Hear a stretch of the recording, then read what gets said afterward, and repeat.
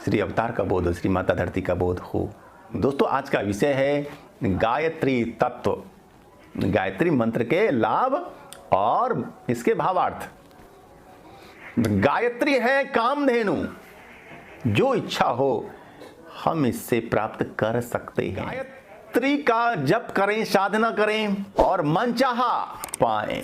आपकी समस्त मनोकामना हो सकती है पूरी गायत्री मंत्र की साधना से, अनुष्ठान से, उपासना से।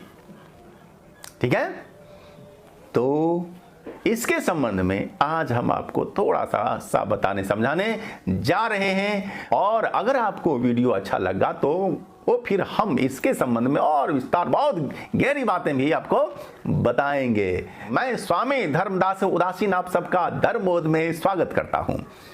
तो अब सबसे पहले जाने की गायत्री मंत्र है क्या?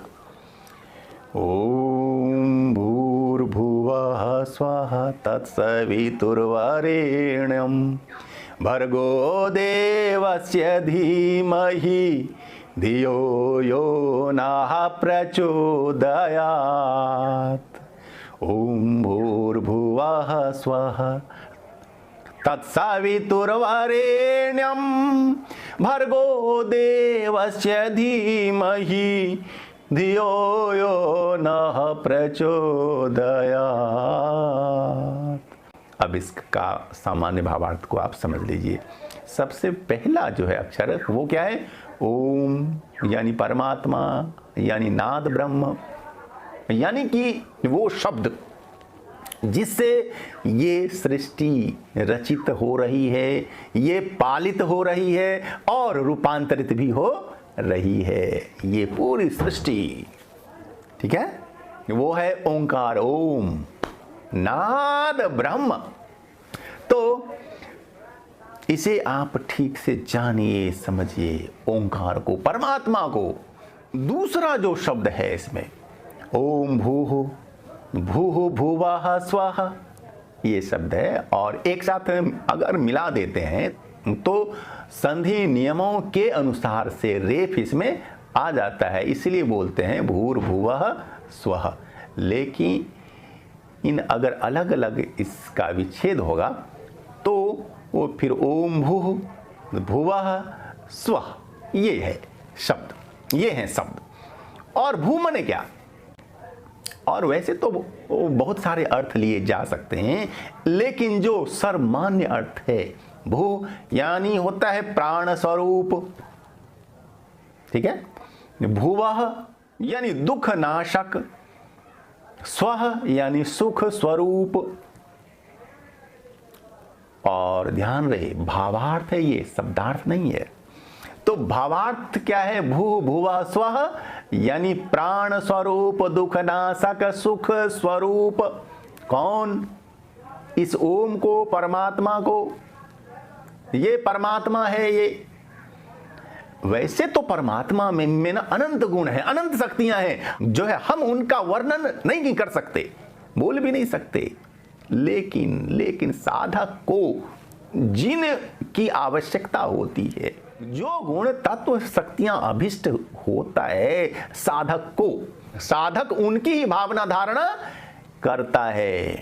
ठीक है, तो यहां मुख्य रूप से तीन कि जो है, जो परमात्मा का स्वरूप है प्राण स्वरूप है, प्राण वाला जो है वह प्राणोर्जा स्वरूप,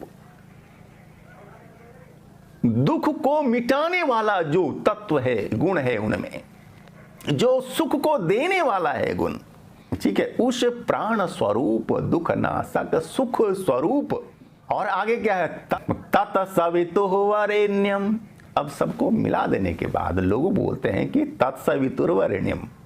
ठीक है, लेकिन अगर संधि विच्छेद होगा तो तत्सवितुर्वरेण्यम। अच्छा, तत् माने क्या? उस, वह। और उस क्या? सवितुः यानी कि सविता। सविता माने क्या? वह तेज, लाइट, ज्योति, जिस ज्योति के द्वारा सृष्टि का जन्म, सृष्टि का पालन और संहार हो रहा है। आपको पता हो कि सृष्टि का जन्म लाइट एंड साउंड से हुआ कहा जाता है आज के विज्ञान के द्वारा भी। ठीक है, तो सवितु कौन है? जो सबको जन्म दे, सृष्टि को जन्म देने की जो शक्ति है, ऊर्जा है, वो है सविता। जो सृष्टि का है प्रसविता, वो सविता, और वह लाइट के रूप में है। ये समूचा ब्रह्मांड, तारे, ग्रह, नक्षत्र, चांद, सूर्य एक लाइट के स्वरूप में माने गए हैं।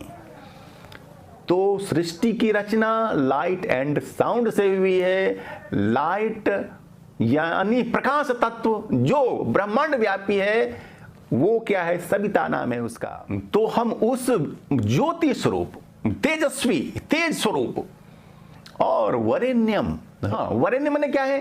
श्रेष्ठ। श्रेष्ठ को हमेशा ही चुनाव जो हो हमारा हो श्रेष्ठता का, अच्छा से अच्छा तत्व, अच्छा से अच्छा गुण हम अपने अंदर में धारण करें। हम केवल उनकी ही उपासना करें। तो प्राण स्वरूप, दुख नाशक, सुख स्वरूप, श्रेष्ठ, तेजस्वी, या कहें तेजस्वी, श्रेष्ठ। और दोस्तों अगला शब्द है भर्गो। भर्गो माना भावार्थ है इसका पाप नाशक, जो हमारे अंदर के विकार, दुर्गुण, पाप को मिटा दे। तो परमात्मा के पाप नाशक गुण तत्व की भी हम उपासना करते हैं। भर्गो। और देवस्य, देवस्य माने क्या? देवता को, देव स्वरूप, देव स्वरूप। और देवता कौन होते हैं?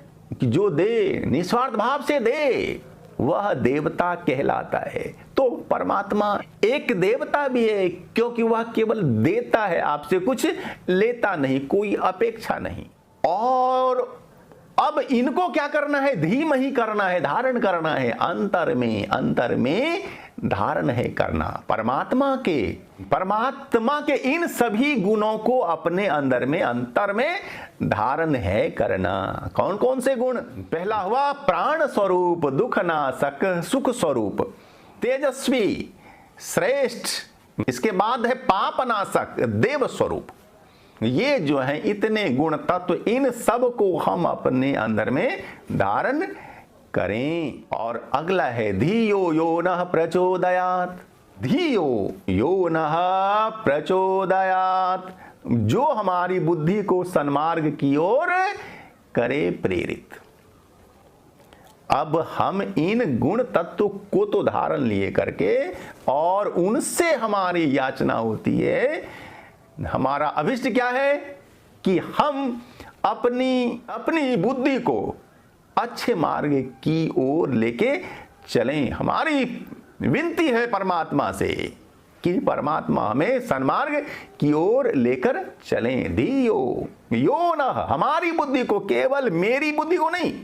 यहां एक इसमें खास बात है, यहां न है, यो नः यानी हमारी बुद्धि को, केवल मेरी को नहीं, अर्थात हम सबकी बुद्धि को, हमारे समूचे परिवार, समाज, देश, विश्व। ये गायत्री मंत्र की बहुत बड़ी विशेषता है। आप जितने भी मंत्रों को सुनेंगे, पढ़ेंगे, देखेंगे, जपेंगे, सब में है केवल मेरी। भावार्थ होता है उसका कि ये तो मेरा कल्याण हो।